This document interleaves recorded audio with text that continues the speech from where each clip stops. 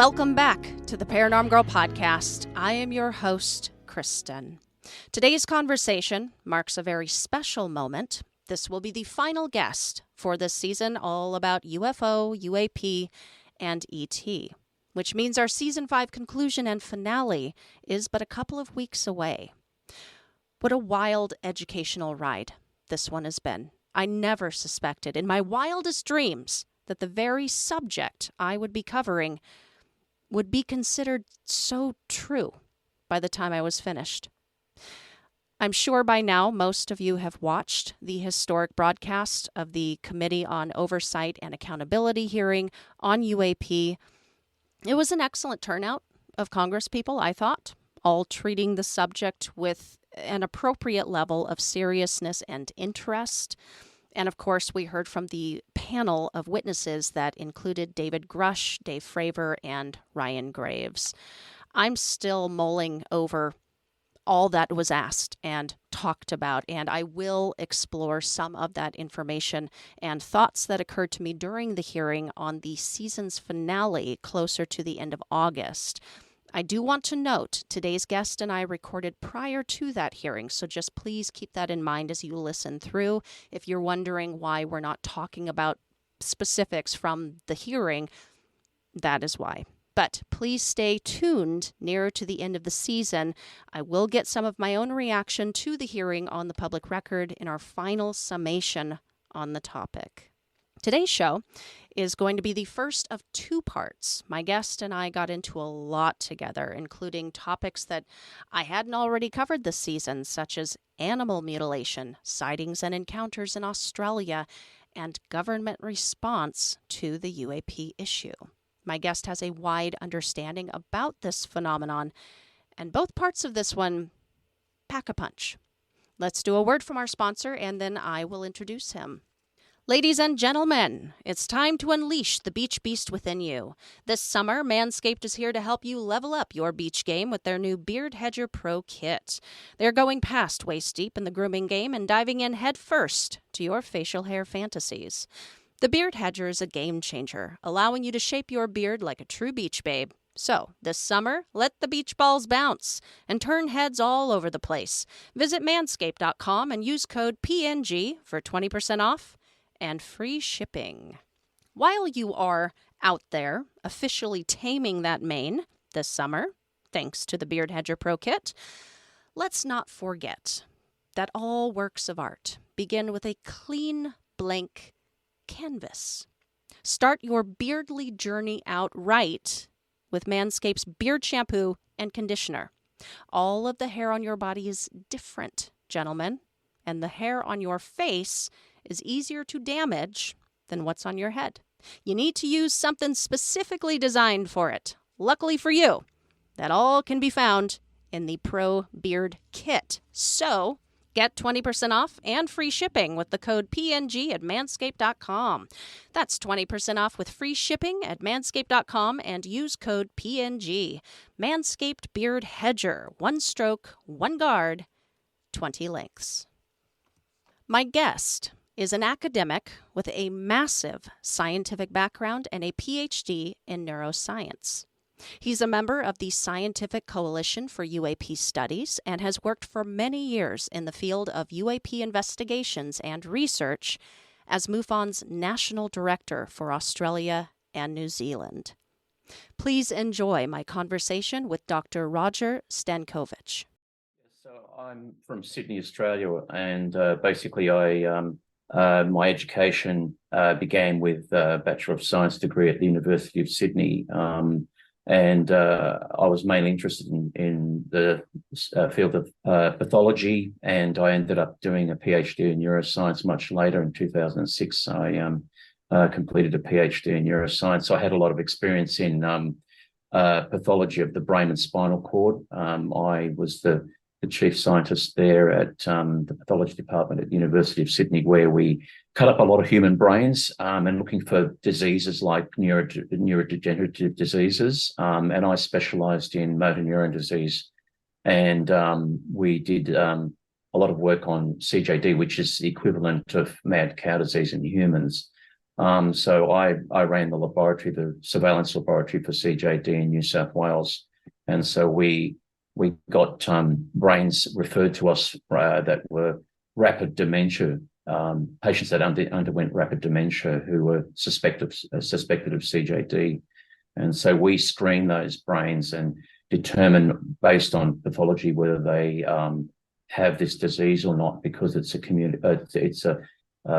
communicable disease. You have to report it when you see it.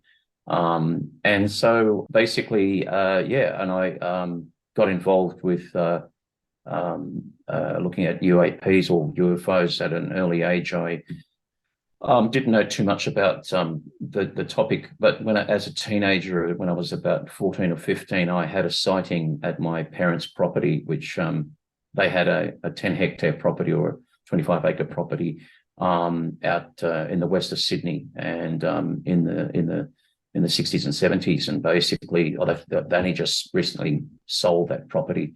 But basically, when I was a kid, I ventured down to we had two dams, and I ventured down to the back dam, which was the larger dam, and it was sort of like twilight, and this was, I don't know,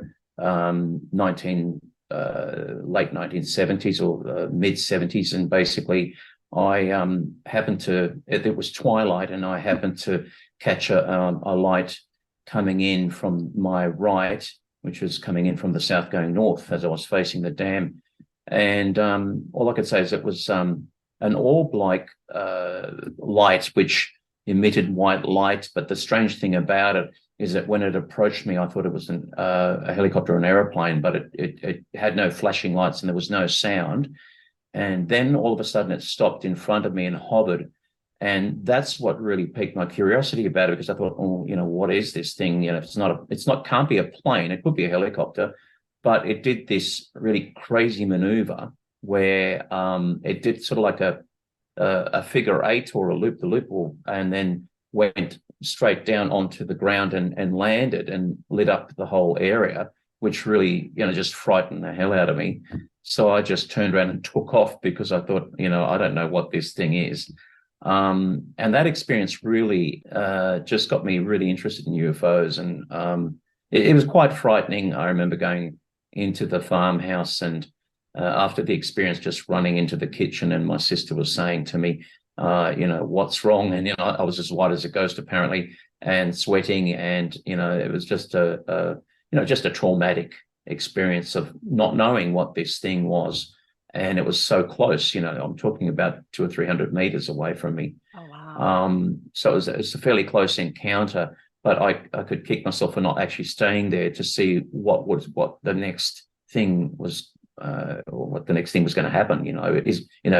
Was I going to see entities? What was this craft going to do, etc. So I am a bit, I suppose I just didn't have the courage to confront it at the time. But I suppose then, being a teenager and not knowing what I'd experienced, I'd took it as something threatening, and didn't stay there. I just took off and went home, like at the speed of light, virtually. So that's what got me interested, and I started reading books on UFOs, magazines, and that's really what you could only do. We had no internet at that stage, and it was difficult to get information off them, of what the topic was about. And I just read as much as I could, and then I got involved in networking with other researchers, in particular people overseas like Stanton Friedman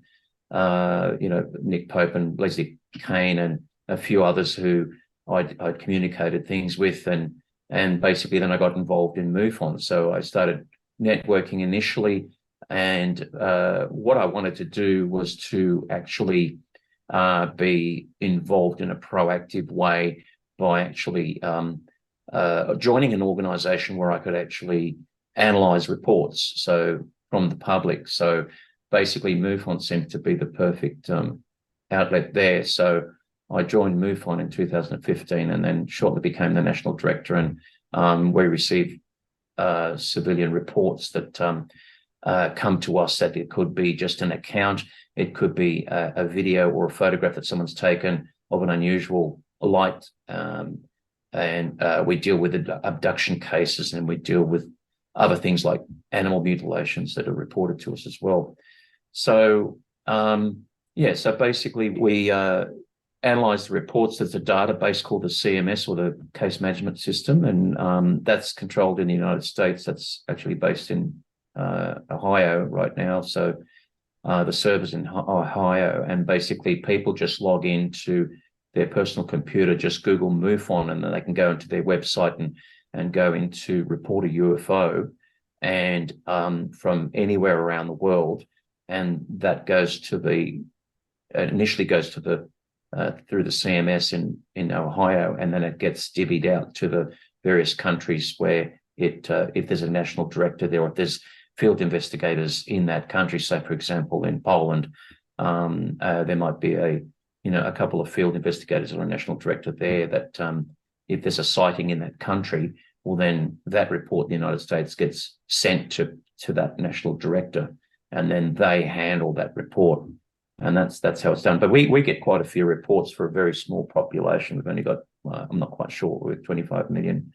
But we're usually up there in the statistics. We're about the top 5 of countries around the world. Oh, wow. That get I didn't the know most that. UFO. Yeah.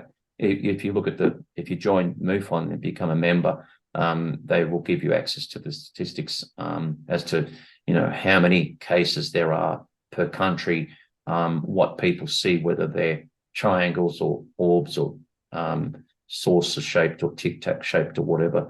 So they give you all this information about the specifics, and basically we're right up there with the highest number of cases. And I can't explain that. I suppose there's a lot of cases aren't reported by the public. They don't know about MUFON, or they just don't want to report them because of they might see a ridicule factor associated with it. We keep everything, if you tick a box saying that you want to remain anonymous, well, then we honour that privilege. So basically, we don't disclose names. So if I suppose if people do see a UFO and they want to report it to MUFON, their names are kept separate from the actual report. So unless they particularly want to disclose their personal details, which a lot of people don't want to. Sure. Yeah, there's still such that high stigma factor.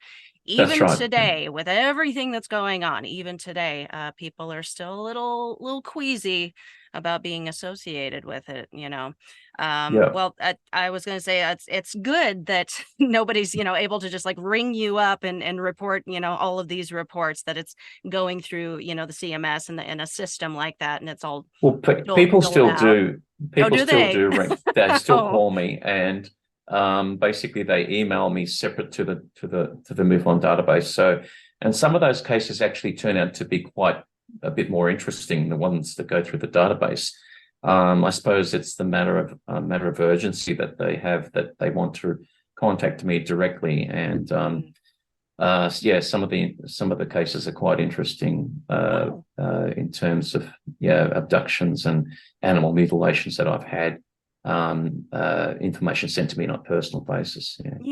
Would you be able to share some Australian cases? I'm not as familiar with UFO ET encounters, anything like that outside of the US. I'm trying, but we were talking before we started recording. It's overwhelming. It's a lot of information to get through. So I would love, my listeners would love to hear any cases you would like to share, or just stories that you're aware of. Or so there's an interesting case that's come up recently where in May this year there was a lady that was driving. Probably your listeners don't know too much about Australia, other than we've got states in Australia. There's Queensland, which is North and Northern Territory. Then we've got New South Wales and Victoria down the bottom.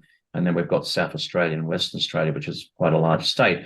But this lady was driving north in Queensland, and she was travelling in a remote area of central Queensland with a camper van. And it was about 1 p.m. in the afternoon, slightly cloudy, and she saw this object to her left, which looked like, and I'm only just using her description, like a green teardrop. But it was sort of like, it wasn't a structured craft. It was like a bit like a cloud, but it was well circumscribed. And it was coming towards her.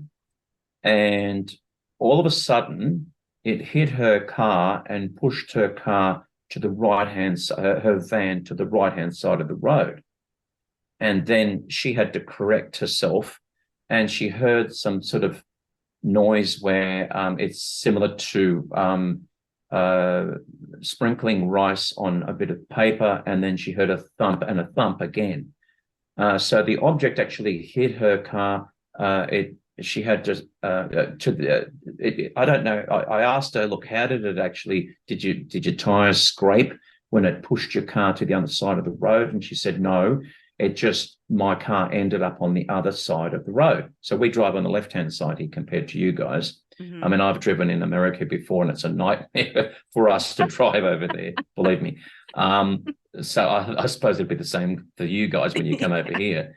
So we're driving on the left-hand side, and it pushed the car all the way to the right-hand side. There was no oncoming traffic. In fact, there was no traffic anywhere. And what happened is that she was so frazzled by it that she kept going. I said, look, did you see anything on the road? Did you look in the rearview mirror? Did you see anything, any debris or anything like that? Did it actually, did you see something? And she didn't. So, because she looked in her right rear vision mirror. But when she got to stop and just recollect her thoughts, one strange thing that did happen is that there was a phone call that was made just after she was hit by this object, which we can't work out what it is. And it was someone from Perth Airport who had called her saying that she called him. And that's about, I don't know, maybe 3,000 kilometers away, but she didn't make the call. So her mobile phone was on the seat and she didn't make the call, but he received a call from her mobile phone as this thing hit the van, and he called her back 6 minutes later. And she thought she didn't know who it was. And so she received a call from someone who she didn't call during the event. So what we're trying to do is work out, is this possible? Can an incoming call come from a phone where you haven't actually dialed a number? But it gets more interesting. So what happened? She contacted me, and she contacted another UFO investigation organization called PRA, which is Paranormal Research Australia, and we suggested that she get some dust samples off her van, and I sent a dust sample to MUFON in the United States because we do have a lab there.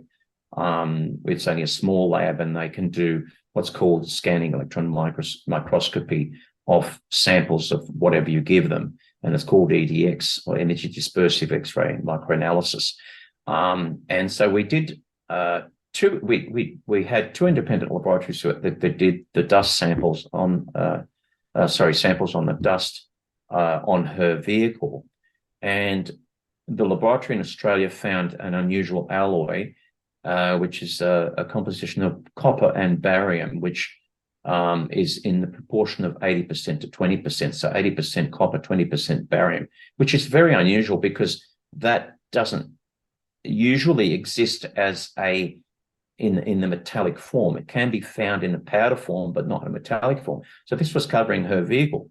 And so the chief investigator said it was an anomalous alloy that was found on her car after the incident. Just to interrupt you real quick, the copper barium mix, like, is that found? You said it can be found in powder form. Where in the world would that be found? Like, where? Okay, so there's a company in America who I think it's American.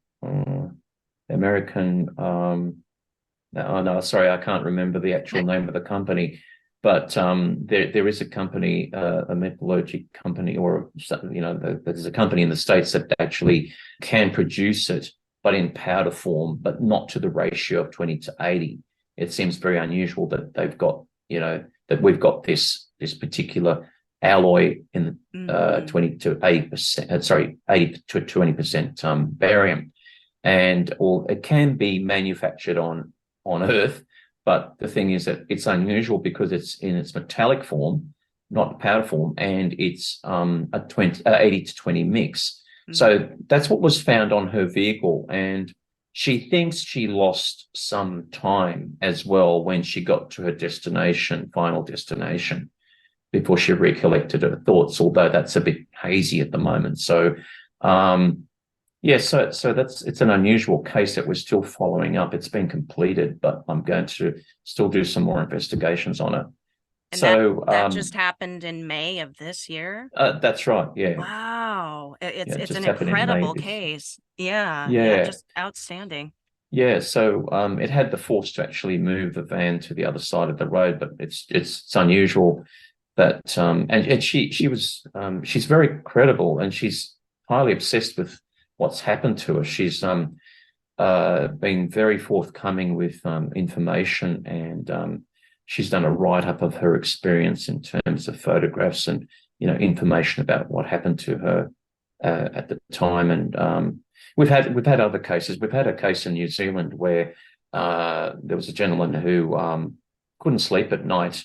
This is basically he's the a CEO of a software company, so he's quite a credible person, quite an intelligent guy, and he couldn't sleep one night, and he lives next to the ocean, lives nearby the ocean, and he decided he would just go out.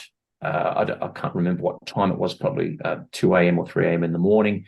He decided to get a glass of wine and just go on the beach and just sit down and just try and relax, because he had a bit of insomnia. And he saw this craft out in the distance on the ocean, which had a beam going down into the ocean, and it looked like it was scanning something in the ocean. And he thought it was quite unusual. This is another case that was sent to me personally, and he got my details and sent me an email, and then I called him.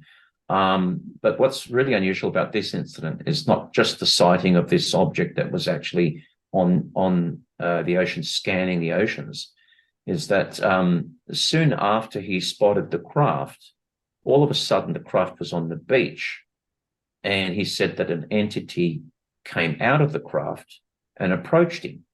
And he said that he got a download from this entity in terms of pictures, and not so much verbalization, but pictures of microplastics in the ocean, and their concern about microplastics in the ocean.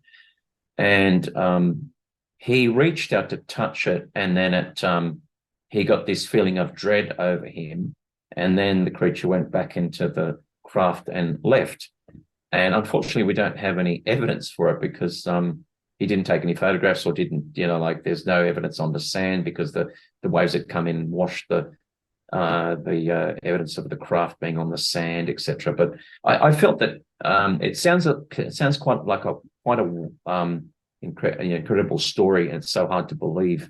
But I found him extremely credible, and I found it interesting that there was a connection between the actual entities being concerned about microplastics in the ocean, because this is one thing that there's a big problem with currently that we have with microplastics in the ocean. Today, we discuss Miro. Listen, when it comes to running client workshops, the dream, of course, is to get those creative juices flowing, right? But typically what ends up happening is thousands of hours get wasted because of poorly facilitated meetings. So I have Maya with me today. She's a consultant who runs Fortune 100 workshops, from leadership training to team building, and she has the insider tip on what makes things work. Maya? Thank you, Jason. I've been doing this a long time. My number one tip is to bring everyone into that visual collaboration platform. So personally, I use Miro, and it's completely changed how I interact with the room. You have to give people a way to feel like they're in the room even when they're not. That's something you can do easily in Miro. Otherwise, they've seen the same slides and format 1,000 times. Falling asleep, eyes glazing over, yawns, all that. Exactly. When people follow me on the Miro board, everyone is literally going on a journey with me. We're adding thoughts, we're reacting, and we're voting for the best ideas. It's great. Connective magic. I like it.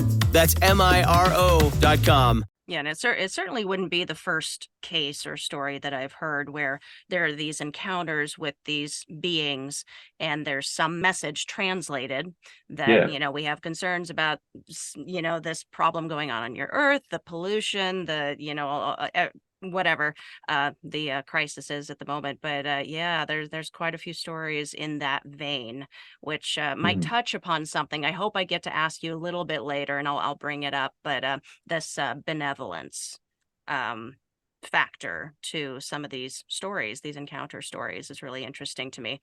The other part of that story that I found interesting, because it's been on my mind, is the UFO over the ocean.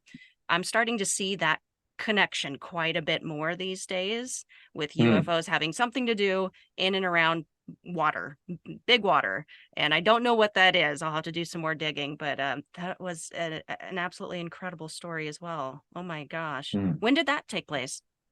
So that happened, I think it happened in about 4 or 5 years ago, I think. He contacted me a couple of years ago. I'd have to actually look at my notes, but it wasn't that long ago. Okay. Yeah. All right. Well, do you have any stories that have taken place of animal mutilation in your country? And that sounds so weird to ask, but the thing is, this season, it's been so overwhelming. There's been so many subjects. I wanted to cover this subject and just couldn't. I couldn't do it justice. So I thought, the perfect person to ask is somebody in the know about this. I would love to hear if you've got any examples of this taking place. Yeah, we have. You hear about it mainly in the States, but it does occur worldwide, and we do get we do have animal mutilations in Australia. I was involved in interviewing a farmer in 2018 in Queensland again. I mean, most of them occur in Queensland for some strange reason, and they're in really remote areas. And there's not just one farmer, but there's multiple farmers out there. And in northern New South Wales, near Casino and Lismore, we had an incident where in the 70s, I wasn't involved then, but I contacted the original farmhand that experienced the mutilations in the 70s, and I spoke to him about what actually happened, and there were several cattle that were mutilated in terms of their excisions that are typical of cattle mutilations, where they have what's called a jaw swipe, where there's a bit of tissue removed around the jaw, the jowls, exposing the teeth. The tongue is missing. The eye might be taken out of the eye socket. There's often an anal coring to a certain depth. There's an udder removed, but there's no blood, no sign of struggle, and there's no tracks. And so we believe that these mutilations are actually occurring while the animal is still alive. Oh. And so there's no struggle. So how this is possible, I don't know, because basically, how do you restrain a cow or a bull and do these mutilations without any struggle? So basically, these mutilations occurred in the 70s, and I spoke to a veterinarian as well, who looked at he did autopsies on some of the mutilations, and he was a bit puzzled, although he said to me that the cuts were done with surgical precision, but it wasn't impossible for an experienced butcher to do it with a very sharp knife, which I didn't agree with, but he was saying other things which lent to it being more paranormal, in the sense that there was the way the tissue was removed from the bone was really interesting, because some of the tissue that was removed from the bone didn't disrupt this very fine layer called periosteum on the bone. And he said that he doesn't know how that's possible. When you're cutting tissue off an animal, and particularly if you get near bone, the periosteum, which is a very fine single cell layer of tissue right next to the bone, is always disrupted. And even when you have cattle being eaten by predators, that layer is always disrupted. In these cases, it wasn't. It was just as if you'd boiled the tissue off and just taken it off. So it's interesting that, you know, that we've got this anomaly where the tissue is taken off cleanly without, you know, like disrupting or you know, the bone or the fine layer of tissue on the bone. And usually these mutilations occur in really remote areas where it's out of sight from human purview. So basically, it's usually in, and these properties are quite large properties. You're talking about, you know, like 10,000, 30,000 acre properties or even larger, and they're in really remote areas. So, and one of the farmers told me that if the cow was on a hill, its legs were up, which means that it just fell. So the mutilation, when it occurred, it just fell on the spot, you know, so it didn't struggle. So because its feet were hanging, pointing uphill. I've heard of mutilations where there's been broken bones, so it might have even been dropped from a great height. But we get mutilations not only of cattle, we get kangaroos that have been mutilated. Oh, wow. Yeah. Okay. And it's the same. You're seeing the same things throughout. Okay. Yeah, it had the jaw swipe, so it was just as if it was a cattle mutilation, but a cattle mutilation, the same sort of like surgical areas the surgical precision and the same areas that they would attack would tend to go for in a cow. So you'd see the jaw swipe in the kangaroo and its anal coring. And so we've had kangaroo mutilations. We've had sheep mutilations. I had someone email me with photographs of a ram that was mutilated in Bendigo a few years back. And what's interesting is these often there's lights that have been seen like shortly after or shortly before the mutilations.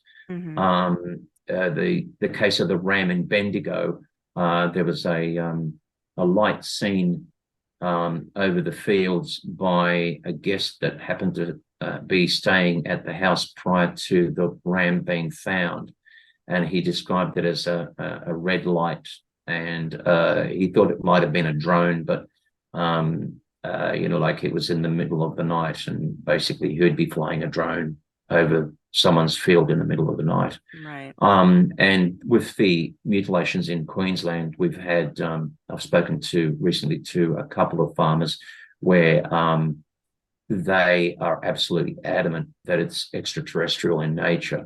So this is not me, you know, saying what, you know, like, I just asked them, I says, look, what do you think? You know, who do you think's doing this? Yeah. And they're saying that there's absolutely no doubt in their mind it's extraterrestrial in nature. Are they basing that off of like lights that they've seen around, like just? Well, yes, lights, and also people that have seen lights. Not only them, but people that tell them they've seen lights, and then they discover a mutilation, and also the fact that they can see the evidence themselves. They can see that the cuts are so precise. They're saying that there's no way that anyone could have done this with no blood lying around, definitely not predators. And there was one farmer that had a friend who lifted up the leg of a cow to inspect it after a mutilation, and his hands started burning. So not quite sure what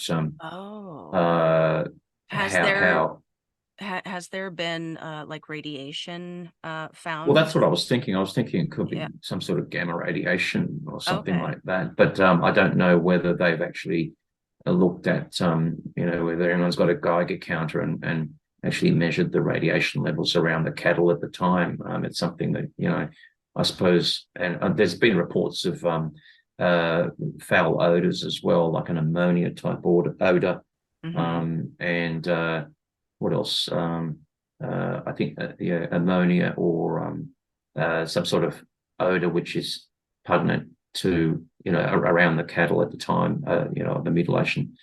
And also predators don't touch them, so you don't get any crows, or we don't have a lot of predators in Australia. We've got dingoes and foxes, but the larger birds, the birds of prey like the wedge-tailed eagle and whatever, won't touch them. In fact, there was one carcass that wasn't touched for 18 months by predators. It just was not touched at all. See, that's how there's something not good about the carcass, of course, the meat, something not good, because a predator is not going to just walk away from that. They're just not. Yeah, but you sort of like wonder how they're sensing it, and what sort of, how are they sensing that this is something that they shouldn't touch is another thing. Well, animals' eyes, you know this, are so different.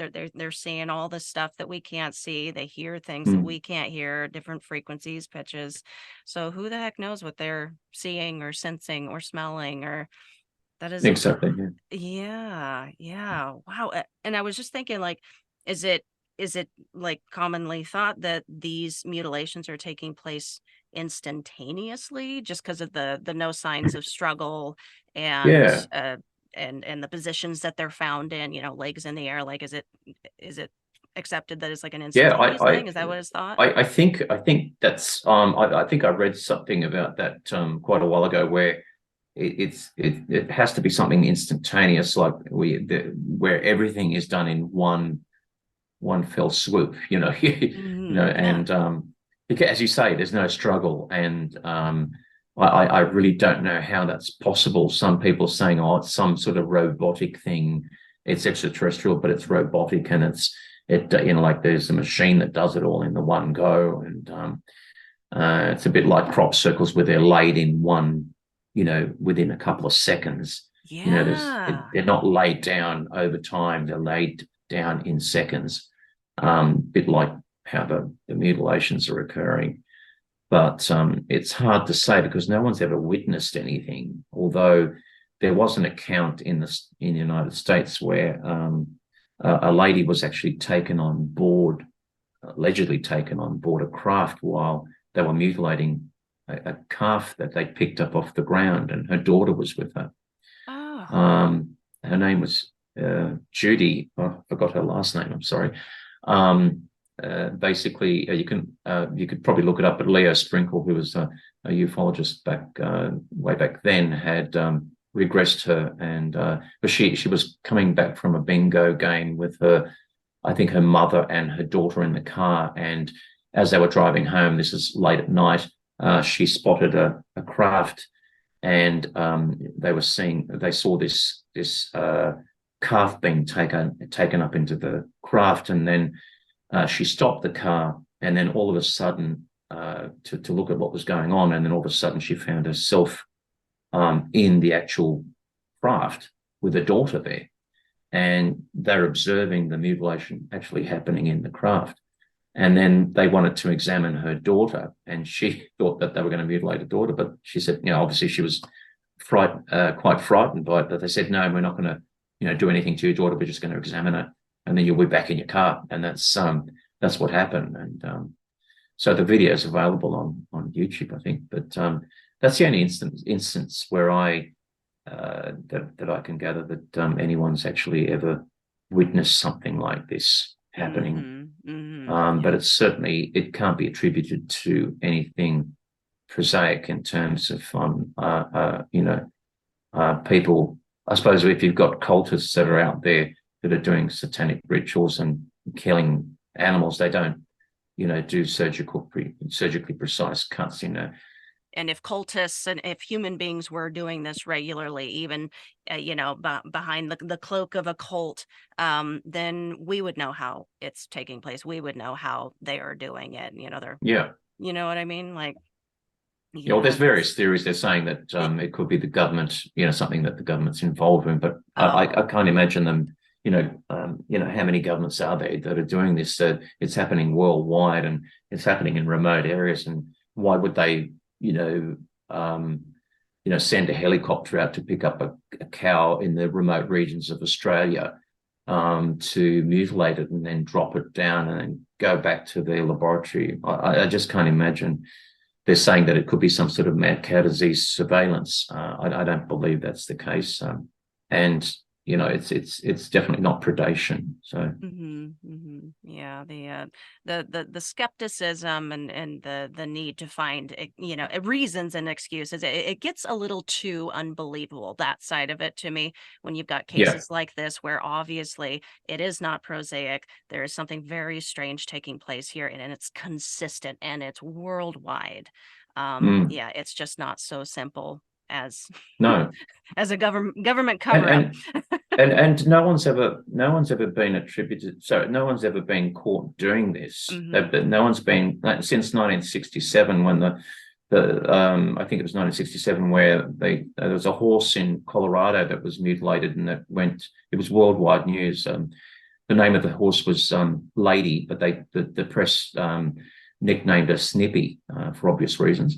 And basically, that was one of the first well-known animal mutilations that occurred. But ever since then, no one's ever been, implicated or caught red-handed doing this. So it's a genuine mystery. Yeah, well, they're lucky I don't catch them if that's what's going on, because I love animals.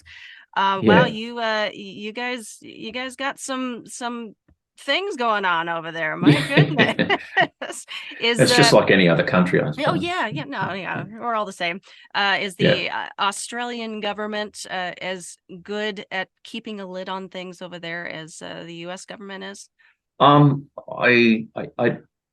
think that the Australian government's just not interested, because I did send a letter to Richard Marles, who is our Minister of Defence, and he forwarded that to one of his offsiders, and basically my response was, my letter to the Minister of Defence was, we should find like-minded parliamentarians who are interested in the UAP phenomenon and do what's happening in the States with your senators. I'm really impressed by your senators, Gillibrand, Marco Rubio, Tim Burchett. They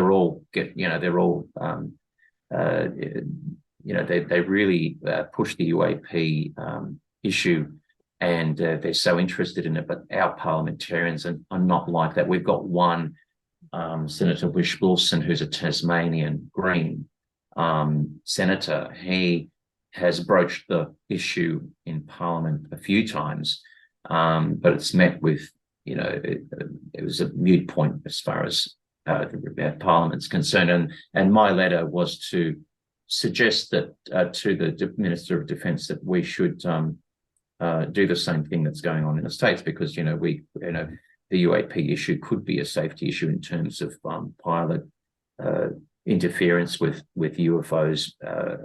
With UAPs, pilot interference with UAPs, and these reports could be out there, but we're not getting them because the pilots aren't saying anything, or our airspace is probably less busier than what it is in the States. But their recourse was basically just to say that we don't want to spend the money tracking these anomalous phenomenon, and we're not really interested in doing it. And so I don't know. I'm just really disappointed that the Australian government is not being proactive about this, like the American government is. It's a different situation though, because with you guys, it goes a lot deeper. There's this, allegation with whistleblowers coming out now saying that there's a lot of corporate aerospace industries now that are, well, not a lot, but there's a couple of, corporate aerospace companies that have actually got this material, and have not only got the material, but have actually intact spacecraft.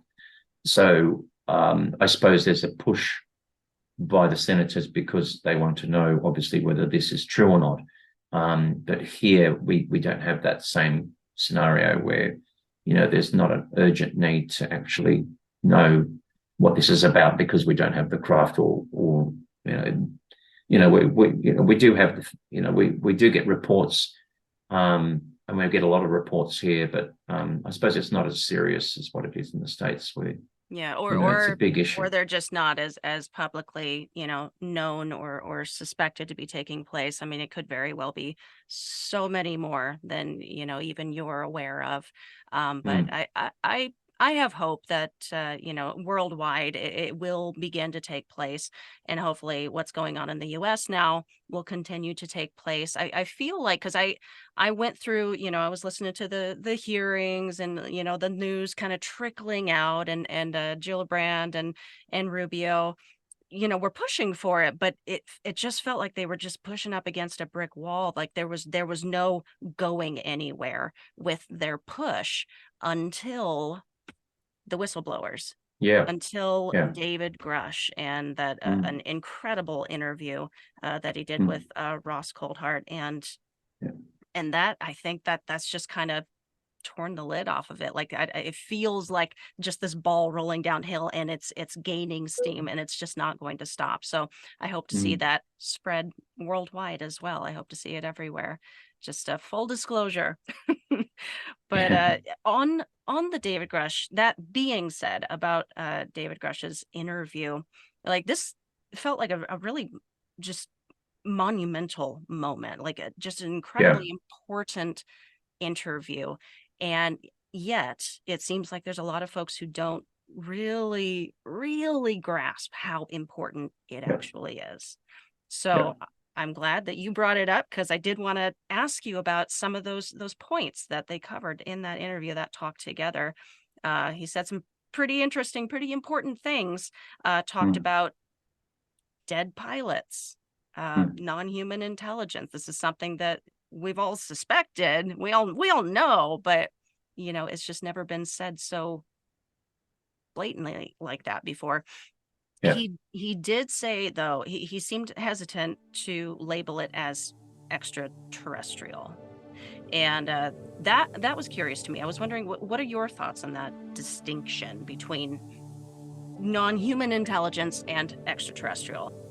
Tune in next week for the second half of my conversation with Dr. Stankovic as we further explore David Grush's interview with News Nation and discuss some of the important revelations divulged during that broadcast, and so much more. In the meantime, you can follow Roger on the socials that I have linked below, and I encourage you to do so. He knows a lot about the UAP and ET subject. It is his passion, and he consistently shares that education across his platforms. And he's just the nicest chap. He'll love to hear from you. Tell him you heard him here, and Kristen says howdy. You can also follow this show on the socials at Paranorm Girl Pod for updates, announcements, and the occasional meme. You want to share your feedback and thoughts? Shoot me a message at paranormgirlpod@gmail.com. If you especially loved this episode, rate and review wherever you heard it. And don't forget, sharing is caring, listeners. Word of mouth is by far one of the best ways to help this show reach new ears and grow. And I thank you so much for it. That's a wrap on this week's episode. See you guys again next time. Until then, stay safe, keep the nightlight on, and sleep with one eye open.